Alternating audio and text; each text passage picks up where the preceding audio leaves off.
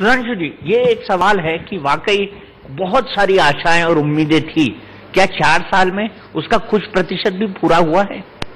2014 के आपके election manifesto को देखा जाए, मैं सिर्फ उसके आधार पर बात कर रहा हूं। देखिए, अभी सुरजेवाला जी ने न्यूक्लियर डील से लेकर कर्नाटक, किसान, रोजगार, दलित, आदिवासी सब प्रकार के विषयों पर रखा। विषय तो बहुत सारे हो गए, फिर भी मैं बिंदुवार जवाब देने का प्रयास करूंगा। आपने अच्छी बात याद दिलाई, न्यूक्लियर डील। अब यह भी बता दीजिए, न्यूक्लियर डील एनविसेज जो हुई थी वो किसके रिजीम में हुई थी? हमारे रिजीम में। हमने विरोध क्यों किया? जब जुलाई 2008 में आपने पास कराया तो हमने कहा कि यह भारत के हितों के अनुरूप नहीं है, और यह सत्य निकला।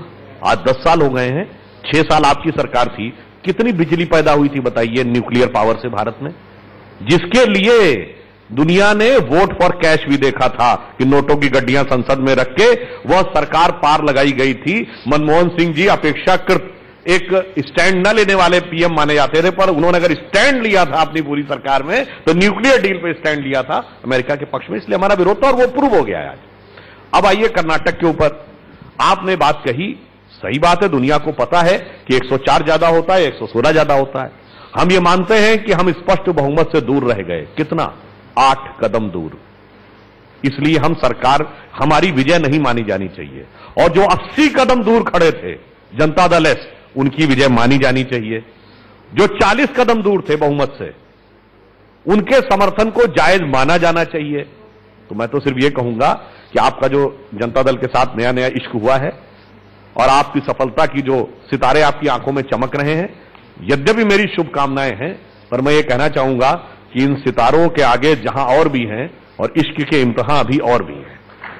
अब मैं आता हूं किसान के ऊपर। देखिए, इस किसान के बारे में हमारी सरकार थी, बहुत लंबा विषय हो जाएगा, मैं 2-3 पॉइंट बताता हूं। आपदा आ जाती थी, उसकी फसल नष्ट हो जाती थी, उसका इंटाइटलमेंट तब होता था जब आधी से ज्यादा फसल नष्ट हो जाए, तब यह माना जाता था कि आपदा के कारण अब इस किसान को सहायता मिलनी चाहिए। हमने उसे 1/3 किया। फसल बीमा योजना होती थी, वो खड़ी फसल पर तो मिलती थी, पर अगर फसल काट दी गई है तो उसके बाद नहीं मिलती थी। हमने पड़ी फसल पर भी, जब तक फसल खेत में है तब तक फसल बीमा योजना उसके ऊपर मिलती रहेगी। खाद्य सुरक्षा में जब आपकी सरकार हटी, 11 राज्य खाद्य सुरक्षा में कवर्ड थे, अब 36 राज्य खाद्य सुरक्षा में कवर्ड हैं। और मैं एक और बात कहना चाहता हूं, इस देश में सबसे ज्यादा कृषि विकास की दर कहां पे है? मध्य प्रदेश, तकरीबन 20%। लंबे समय शासन करने का मौका मिला। जब हम आए थे 3.5% थी। इस देश में पहला खाद्य सुरक्षा देने वाला राज्य कौन था? छत्तीसगढ़। इस देश में हर जगह भूजल का स्तर नीचे जा रहा है। एक राज्य कौन ऐसा है जहां भूजल का स्तर बढ़ा है? गुजरात। क्योंकि कृषि एक ऐसा क्षेत्र है जहां आपको लंबा समय काम करने का मौका मिले तो आप उस पर कर सकते हैं। अब मैं आ रहा हूं जो आपने कहा, युवा, दलित, आदिवासी और अन्य। मैं बात कहना चाहूंगा ईमानदारी से। बताइए, आपने इससे पहले कभी दलित चैंबर ऑफ कॉमर्स का नाम सुना था? हमारी सरकार आने से पहले जब हमने मुद्रा योजना शुरू की तो स्टार्टअप में यह बाध्यता की कि हर बैंक की हर ब्रांच कम से कम 1 SC, 1 ST और 1 महिला को अवश्य इंटरप्रेन्योर बनाएगी। वेंचर कैपिटल में अब तक सिर्फ दलित समुदाय को 136 करोड़ दिए गए हैं, मगर इनकी पार्टी किसके साथ खड़ी है? 136 करोड़ की मूर्तियां खड़ी करने वालों के साथ। मैं चुनौती देता हूं, ये दलितों की स्वयंभू मसीहाएं बताएं कितने दलित इंटरप्रेन्योर खड़े किए थे, कितने दलित युवक युवतियों को शिक्षा के, रोजगार के अवसर प्रदान किए थे। या सद्दाम हुसैन और किम इल सुंग के बाद दूसरी नेता बनी थी जिन्होंने अपने बुत खुद खड़े किए थे, और वो भी पर्स के साथ। दिखाई पड़े कि मतलब कितना वो आ रहा था। अब मैं ये कहना चाहूंगा आदिवासियों की बात, तो मैं कहना चाहूंगा भाई, आदिवासियों के बारे में आदिवासी कल्याण मंत्रालय किस जमाने में बना था? अटल जी की सरकार के बारे में।